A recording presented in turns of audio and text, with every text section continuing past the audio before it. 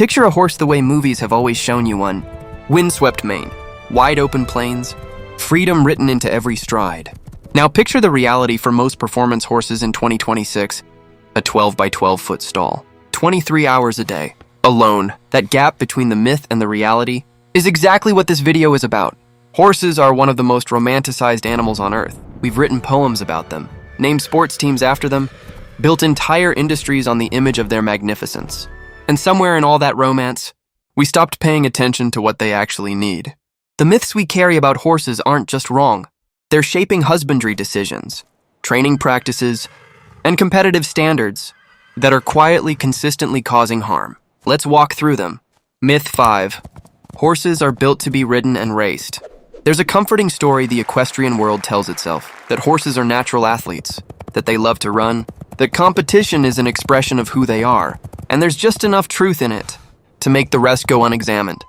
Yes, horses evolved to move. In the wild, they walk and graze for up to 60% of their waking hours, covering miles daily in loose, unhurried movement with their herd. What they didn't evolve to do is carry a rider at full gallop on a hard track, or perform dressage movements in response to metal bits and tight nosebands, while judges award points for the elegance of it all. A 2025 peer-reviewed commentary drawing on FEI Sport Forum debates.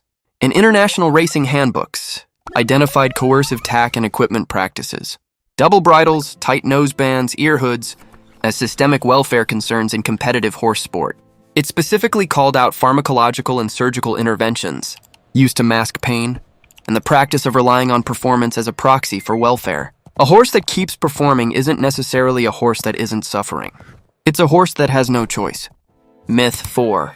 Stall life is normal and comfortable. If you grew up around horses or watched enough movies, you probably absorbed this image without questioning it. A handsome horse in a clean, wood-paneled stall, head over the door, calm and satisfied. It looks like a good life. Science says it is not. Horses are social animals, whose every instinct evolved within a herd. In natural conditions, horses spend roughly 60% of their time walking and grazing, and the remaining hours interacting with their herd or resting in the company of other horses. Stall vices, weaving, cribbing, wood chewing, walking in endless circles, learned helplessness are never seen in wild horses. They emerge when those natural needs go unmet in captivity. Scientific evidence consistently shows that permanent individual box housing, especially when combined with a lack of turnout and no opportunity for social contact, leads to physiological stress responses and abnormal behaviors in horses. Domestication has not altered horses' social and locomotory needs. It has only placed those needs in conflict with how we keep them. The stall isn't the horse's home. It's a compromise we made for our own convenience. The least we can do is acknowledge what it costs them. Myth 3. Horses that keep performing are fine. This is the quietest myth of the bunch, and perhaps the most dangerous. The logic goes, if the horse is still winning, still competing, still moving forward, it must be okay. Performance, in other words, is treated as proof of welfare. Contemporary equestrian sport governance has been directly criticized for this exact failure, relying on performance as a proxy for welfare with inadequate fit-to-compete protocols, and a systemic neglect of horses' mental states. Here's what that looks like in practice. Overtraining in horses manifests as irritability, reduced appetite, less interest in their surroundings, and declining effort under saddle. The same accumulated stress load found in any athlete pushed beyond recovery. But unlike a human athlete, a horse cannot take itself out of the game. It cannot sit out a season, negotiate its contract, or speak to a trainer about its limits. The racing industry largely governs itself on welfare, and without independent inspections, significant welfare issues can continue undetected. The animal that cannot complain is entirely dependent on the people around it, choosing to look and choosing to see what they find. Myth 2.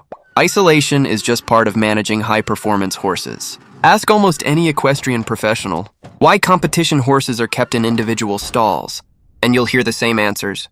Injury risk from other horses, easier to manage feeding, simpler logistics. These aren't unreasonable considerations, but they've calcified into a system that ignores what isolation does to an animal, whose entire nervous system is wired for social connection. A 2025 study published in a peer-reviewed journal found that horses with daily access to social contact expressed abnormal stereotypic behaviors less frequently, spent less time in a tense and hypervigilant state, and in a judgment bias test, showed a measurably more optimistic perception of their environment compared to isolated horses. This isn't a minor footnote. A horse living in a state of chronic low-grade anxiety isn't just suffering. It's not learning well, not recovering well, and almost certainly not performing at its actual potential.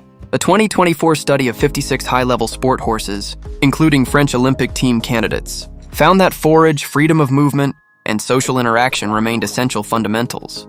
For the welfare of elite performance horses, not optional luxuries to be worked around, but non-negotiable needs, we are asking horses to be elite athletes, while denying them the conditions basic to their psychological health. Myth 1. They were born for this. The most persistent myth isn't about training or stalls or performance metrics. It's the foundational story, that horses were meant for this. That there's something natural, even noble, about a thoroughbred on a racetrack, or a dressage horse in a Grand Prix arena. That the relationship is partnership, not extraction. The thoroughbreds bred, raced, and discarded, at the end of their useful years, would tell a different story. Bought and sold at auction like possessions, entering a downward spiral of declining cash value, their welfare deteriorating, until they are shadows of the image the industry uses to sell itself. That image, the wind, the freedom, the majesty, is real. It just belongs to the horse, not to us. The least a horse deserves is for the people who profit from that image to stop confusing their admiration for it with its well-being. These animals are not asking to be athletes. They're asking, in the only language they have, to move freely, rest deeply, and not be alone. It's not that complicated.